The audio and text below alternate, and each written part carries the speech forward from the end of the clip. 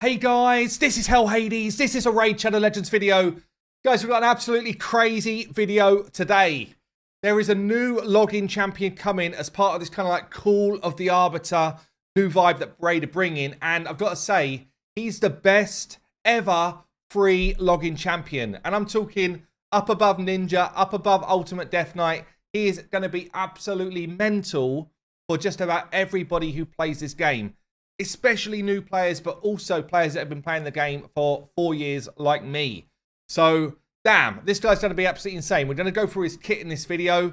Before we do that, we've also got a giveaway to talk about. And this is pretty cool as well. So, if you've not watched it yet, go and watch Call of the Arbiter, the new series. Yeah, the new series on Raid's official website. I'll ping the link down below. Once you've done it, come back to this video. And what I want you to do is in 5 words, summarize the video. Yeah, also put in your comment your Raid number. Yeah, so if you don't know what that is, go into your settings up in the top left, in your info, and hit copy ID here, and then paste it in your comment. Because what I'm going to do is pick 5 people that actually summarize it really well. Yeah, and those 5 people will get some juicy rewards sent to them. And when I say juicy rewards, we're talking a 5-star chicken, some energy, some multi-battles, and some of the XP boost, which is always nice to have. Yeah, all I would say is don't give any spoilers to the episode down below. I won't give any spoilers either. I think it's going to be cool for people to go and watch it and enjoy it themselves. If, by the way, you are new to Raid Shadow Legends and are watching this video, welcome.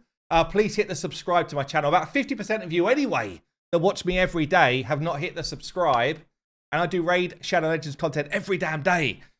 Also, if you are new and looking for help, part of my team here, HH Gaming, basically developed this website. Yeah, we do stuff every single day. If you're looking for help with a champion you've pulled, you can go into search a champion, put in their name, and you will find that champion's page along with basically everything you need to know. Where are they good in the game? Should you book them, yes or no? What are they good at? What sort of mastery should you do depending on what you're going to do with them? What sort of blessings should you put on them? What gear sets? And then if I've made a specific video about that champion, it will be in there as well. But there's also a whole bunch of other stuff here on the website that you can go and find. Things like champion tier lists, things like promo codes, if you want to get some nice freebies on your accounts.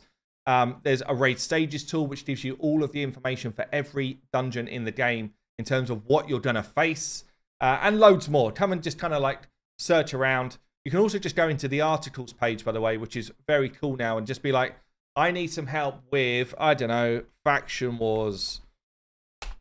And you can search, and what it will do is it will just bring up any of the articles we've done around faction wars. So pretty useful tool. Come and get involved if you want to. Now, something to be aware of, as part of the Call of the Arbiter kind of schedule, they're doing some in-game stuff. So they're doing some extra activities as well, where you'll be able to get yourself more rewards. So I guess be involved with the schedule. We will link this on the post about Call of the Arbiter on the website.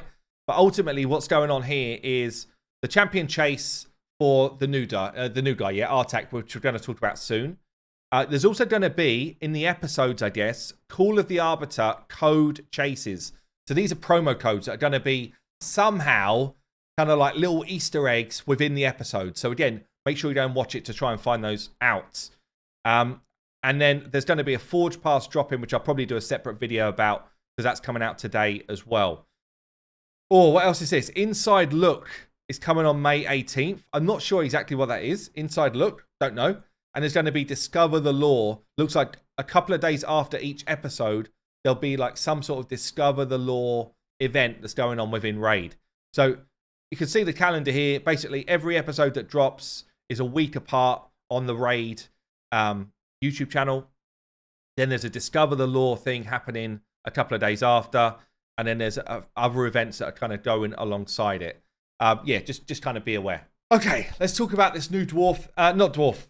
Everyone thought it was going to be a dwarf. It's not a dwarf. It's a new orc who I guess is going to be part of Call of the Arbiter. I'm recording this before I've watched the episode myself.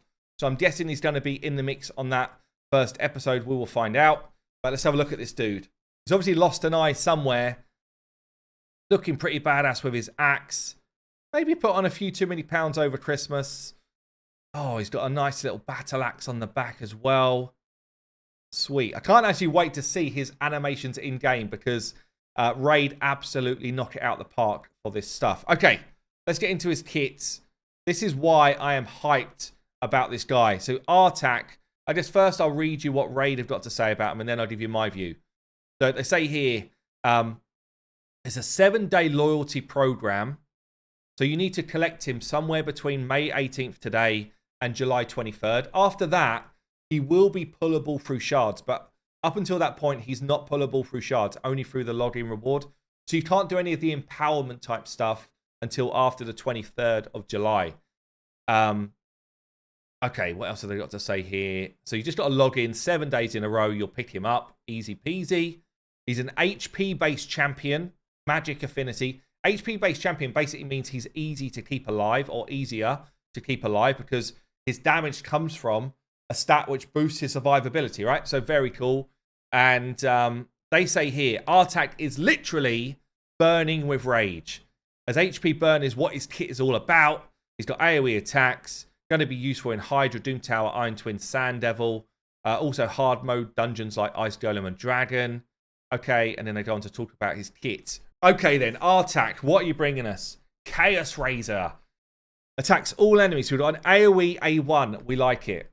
35 books to 45% chance of extending an HP burn on each target. That's an insane A1. Yeah, that's a really, really big A1. 45% chance with Masteries would go to 50-50 of extending any burns on all targets. A2, Dogs of War. Attacks all enemies. Books to a 3-turn cooldown. Before attacking, which means it's totally affinity friendly. Yeah, because it's going to happen to everybody without hitting. Before he attacks, instantly activates any HP burn on all enemies. Instantly, like it's a pop of damage against everybody that's out there. In Hydra, your HP burn on every head.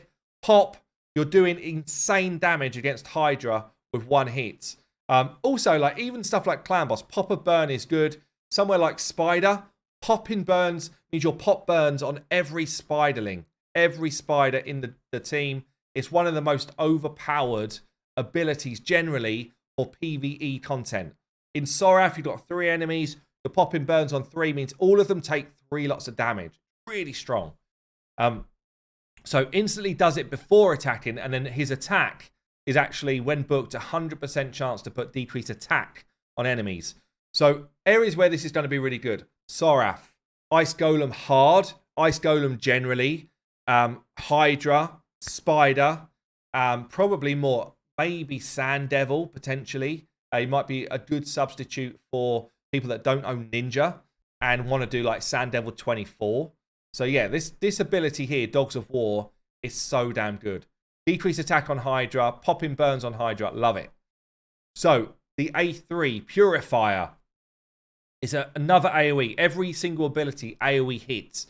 AoE, what's it mean? You hit everybody that's out there. Yeah, so it's very, very strong. Double hitter.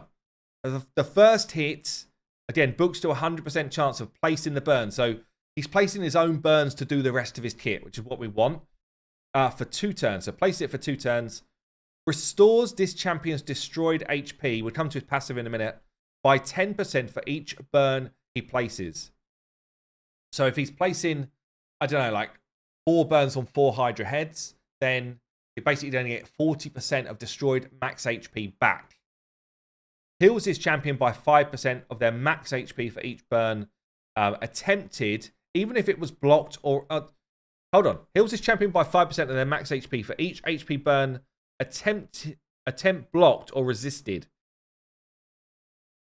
So I'm guessing that only heals if it doesn't go on, basically.